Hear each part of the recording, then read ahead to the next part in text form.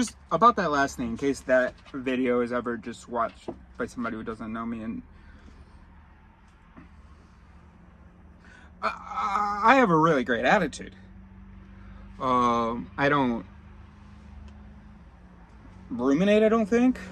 I mean, sure, thoughts, but not like negative. Like, oh, I'm feeling really bad about this. I'm really good at like moving on or distracting myself or resolving things.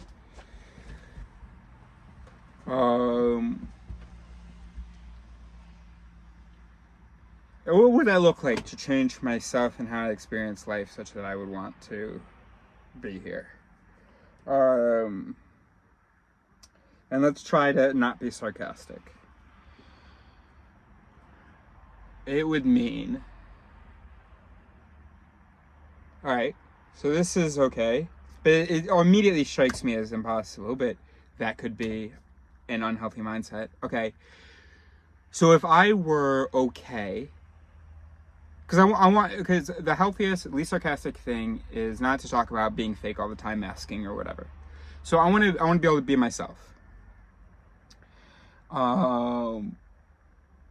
I've already done, I think, and will continue to do, a very good job of making my behavior consistent with my objectives, and my objectives themselves are also good, validated by society, of wanting other people to feel good, of wanting,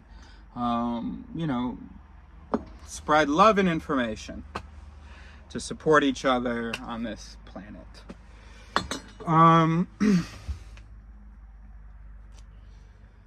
So if I continue to go about trying to accomplish those objectives, as is naturally me, and I don't fail to accomplish those, because it gets really tricky when, for instance, let's say you're in a meeting with someone, you're in a conversation with someone. It's getting cold, isn't it, buddy?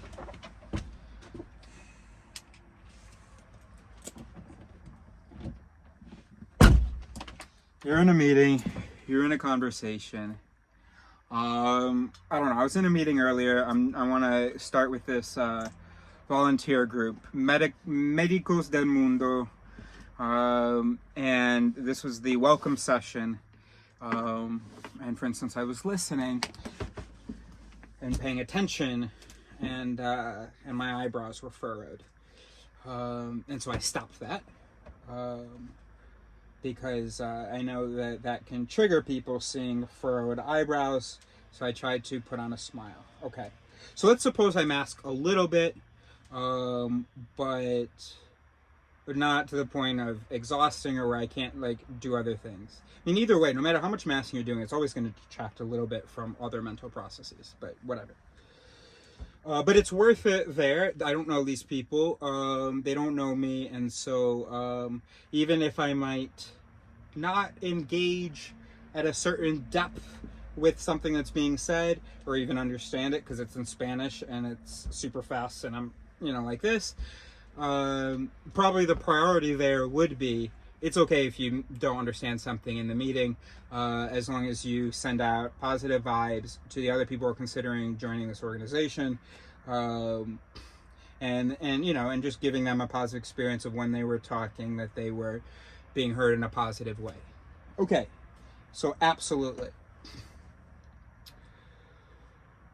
So that would be doing a little bit of masking or a little bit of just communication. And maybe it doesn't come as naturally to me to communicate that I'm supporting you by smiling. Maybe typically in leaning forward and furrowed eyebrows might be how I thought I was expressing, or it might have felt like an expression of support. But that's not maybe the expression of support that humans like necessarily.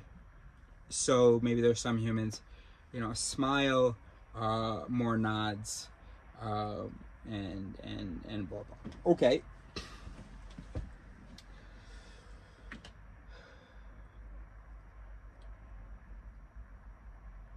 But I've been around, and I know that that's not enough. I know I only have to furrow my eyebrow a couple of times, or at one moment for the alarms to go off in the other person, for the interpretive mechanisms to take their flights. Okay. So I could be myself. It will happen sometimes that other brains are upset. It will happen sometimes that you'll invest in a relationship and a person will feel split. On the one hand, they're hearing your words, seeing your behavior, and they're like, on the other hand, there's some things there's some alarms going off. And then you can invest time with this person. You don't realize just how much split is happening there, or just how much negativity is being experienced, and then they leave. And hey, just you were negative. Well, that hasn't actually been a comment. Really, I am quite a... but, there was someone who had confidence issues that did feel criticized, and I was criticizing her, but not like, you're not okay right now, but like, we're all human brains, and the problem you're describing to me now... Anyway, I'm not going to try to prove to that it wasn't what you were imagining, because it still wasn't perfect. So anyway... So that's going to happen. So you're going to invest in relationships, and because of your history, you're never going to, or you might not, or you haven't yet known a time when you felt just like reassured that the other shoe isn't going to drop. And you have a relationship right now, but that relationship has ended, but that's because the person wanted to go religious, and you're too atheist and alcoholic to, she just wants to hang out with Arabs and Muslims. But we still check in. She said she missed you, whatever. So that's a relationship. 8 years, very close, and never. There was like one time it happens in relationships, but the other shoe it hasn't dropped, and now it won't, because we don't even talk now. So that's in the bag.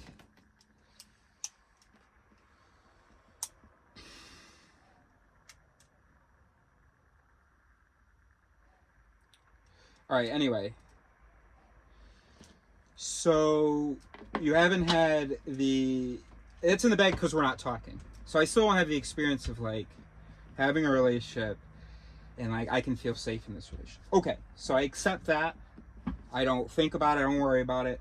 I just don't think about it. I distract myself. With, you know what? Even when this relationship ends, there will be a new one, and I can do that. And the way my system's set up, I take a lot of solace in the bright new things of the future, and that's enough to not worry about the things of the present ending. Okay, cool.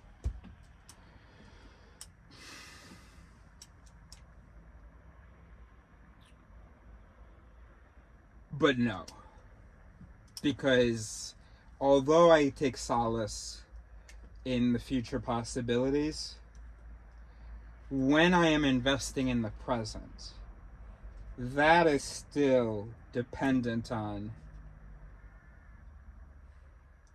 a certain kind of mutual understanding that precludes the other shoe dropping.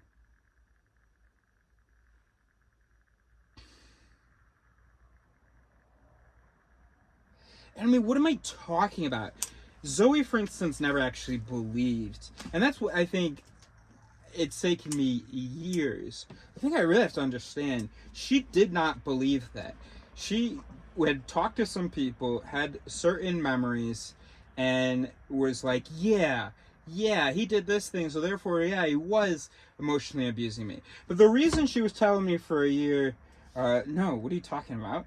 When I was concerned that I was doing anything that wasn't in her benefit, or that was in my benefit and to her detriment.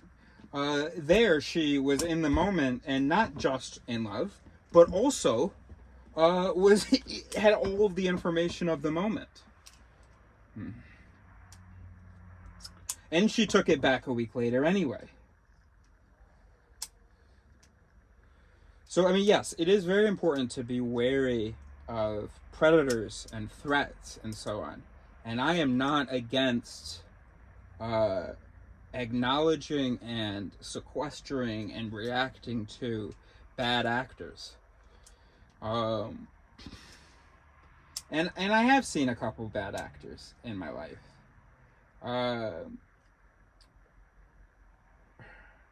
No, not really. I've never really seen people with bad intentions, but I have seen people that weren't doing enough work making sure that whatever was benefiting them wasn't to the detriment of someone else. And Zoe knew that I did that work. Zoe knew whose happiness was prioritized. I didn't date. It was all about whatever you're ready for. I stopped, and that was the only issue I had with the Muslim woman, was that we were about to maybe not just be friends, but something else. And then Zoe, and I went to the Muslim woman, and I was like, hey, listen, I know I've been talking to Zoe, and you and I kissed. I ended it with Zoe. So then, oh, okay. Then it's her birthday. I give her a kiss on her birthday. And then next thing she hears about Zoe, hey, Muslim girl. So Zoe found a job here in Paris, so she's going to move to Paris. And then I just spent all my time with Zoe because I was the only person she knew. So I neglected the woman that I was going to date, the friend that there was, or the woman that I dated, the friend that maybe I was about to date, and then other people that I met. I remember one time I went to Zoe, I was like, hey, so there's this really cute girl in the store, but I feel bad about, so why don't we just like make it a friend thing, and let's see how like you feel when you kind of see me and her interacting, and we'll just kind of take it really slow, you know, because I don't want you to be hurt, but we also want to get you used to me, other people, and also you need to stop. Gosh, the chemistry was crazy. Not even the personality chemistry, just the sexual chemistry. Anyway, and then so we hang out, the four of us, me,